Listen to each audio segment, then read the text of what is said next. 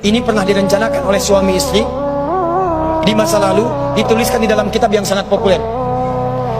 Persoalannya, begitu ibunya mengandung, istrinya mengandung, lahir anaknya usia 2 tahun, maaf, mereka punya rencana, anak ini insya Allah kita akan didik jadi lebih baik, keluarga kita lebih baik, anak ini akan jadi ulama. Qadarullah usia 2 tahun ayahnya meninggal. Ini kisah nyata. Ibunya ingat, saya tetap pertahankan untuk berubah jadi lebih baik, walaupun ayah tidak ada, saya single parent, saya rawat anak ini sebaik-baik. Usia 4 tahun anak ini, maaf ya, terkena penyakit buta permanen. Hijrah tidak akan sepi dengan ujian. Suami meninggal, single parent, anaknya kemudian buta permanen. Apa yang dilakukan oleh ibunya? Ibunya tetap berpedoman, Allah pasti akan berikan yang terbaik. Anak ini kemudian terus didoakan, bangkit di malam hari, perbanyak kemudian tingkatkan ibadah. Ingat ya rumus ini, orang tua yang rajin ibadah maka boleh jadi kebaikannya akan diturunkan pada anaknya. Ibunya yang berdoa, anaknya yang mendapatkan bagiannya. Matanya buta tapi diganti oleh Allah dengan ingatan yang luar biasa. Kalau Anda bacakan satu kalimat, satu baris ini, satu lembar buku dibacakan oleh Anda satu halaman, maka seketika dia akan ingat seketika tanpa diulang, dengan titik, dengan komanya. Anak ini kemudian dibawa ke sekolah Al-Quran, dimasukkan talaki ke syekh di sana. Syekh di situ kemudian membacakan pada saat itu surat Qaf, surah ke-50. Qaf dibacakan sampai akhir ayatnya.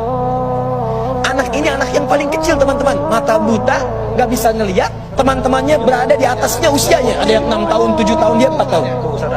Begitu selesai membacakan, kata syekhnya, lihat kalimatnya, man hafidha ala dhahri qalbi, siapa yang hafal apa yang tadi saya bacakan, hafalan di dalam kepalanya, bukan di luar kepala. Hafal di luar kepala masih belum hafal.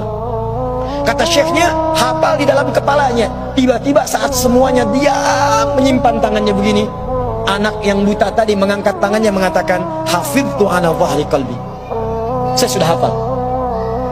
Syekhnya penasaran, kata syekhnya, bagaimana? Diambil anaknya ke depan, diminta baca, Masya Allah, bacaannya bukan hanya hafal, makhrajnya, sifat hurufnya, tajwidnya, semua mirip dengan syekhnya. Kata syekhnya, minal an tadrusul hadis, dari sejak sekarang ananda mesti belajar hadis. Pulang ke rumahnya, diantar oleh asisten rumah tangga ibu tadi.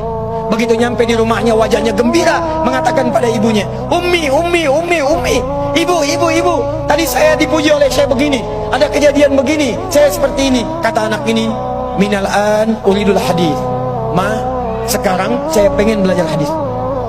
Kata ibunya, ya bunayya iktafi bil Quran, anakku sayang, kamu punya keterbatasan, supaya kamu nggak capek sekarang Quran dulu, baru setelah itu hadis. Kata anaknya, lah, dia percaya pada gurunya, dia percaya pada keyakinannya, dia katakan, ma, saya pengen belajar hadis. Dia tinggalkan ibunya sambil meraba jalan begini ke kamarnya. Perhatikan baik-baik, begitu ibunya melihat, ingat kemudian dengan suaminya, ingat tentang rencana mereka, ingat tentang mereka punya rencana masuk surga bersama-sama. Teman-teman, ibunya langsung masuk ke dalam kamar, dia bentangkan sajadahnya di mihrabnya, dia salat 2 rakaat, dia bermohon kepada Allah. Saat sujud itulah dia tumpahkan segala keinginannya. Perhatikan kalimatnya.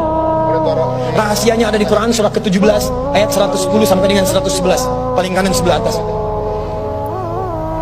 Ya Allah yal basir, yalladzi ala kulli syai'in qadir, a'id basirat ibni.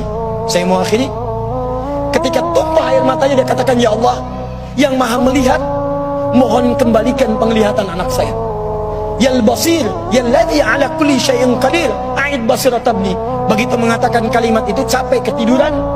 Kemudian pada saat itulah anaknya sedang mengulang surat Qaf di kamarnya. Begitu ibunya mengatakan yal basir, anaknya sampai pada ayat ke-22. Laqad kunta fi ghaflatin min hadza fakashafna 'anka ghita'aka wa basaruka al-yawma hadid. Ibunya menyebut yal basir, anaknya sampai di ayat wa basaruka al-yawma hadid. Dulu pandanganmu tertutup, sekarang kami akan buka, kamu akan melihat setelah ini dengan setajam-tajamnya. Ayat ini sebetulnya kemuliaan akhirat, tapi diturunkan mendapatkan kemuliaan dunia. Tiba-tiba setelah baca ayat ini, ibunya berdoa, bersamaan kalimatnya, tiba-tiba terbuka pandangannya. Anak ini bisa melihat kembali. Saking kagetnya dia lompat, dia kejar ibunya. Ummi, ummi, ummi, laqad ra'ait. Ma, saya bisa lihat lagi. Ma, saya bisa lihat lagi. Ibunya kaget kemudian terbangun. Dia peluk anaknya, dia katakan, nah, mungkin kamu melihat bukan dengan hatimu, kamu melihat bukan dengan matamu. Rubbama ra'aita biqalbik laisa bi'ainik. Mungkin bukan matamu tapi hatimu. Kata anaknya, Ma, saya melihat dengan mata saya. Ini mama pakai baju ini, di sekitar kita ada benda-benda ini. Allahu Akbar. Ibunya kemudian yakin anak itu bisa melihat. Dipeluklah anaknya, keduanya kemudian menangis. Dan ibunya sejak saat itu yakin bahwa anak ini punya kemuliaan besar di masa depan. Maka disekolahkanlah kemudian tempat-tempat terbaik, belajar hadis terbaik, diingat segalanya, cepat luar biasa. Anak ini kemudian dikenal dengan luar biasa di masa depan. Nama anak ini adalah Muhammad.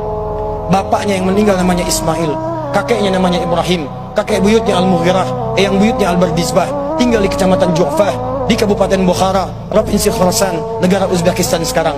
Kelak di kemudian hari, dia dikenal dengan nama daerahnya Bukhara, dengan Al-Bukhari. Itulah kisah Imam Al-Bukhari.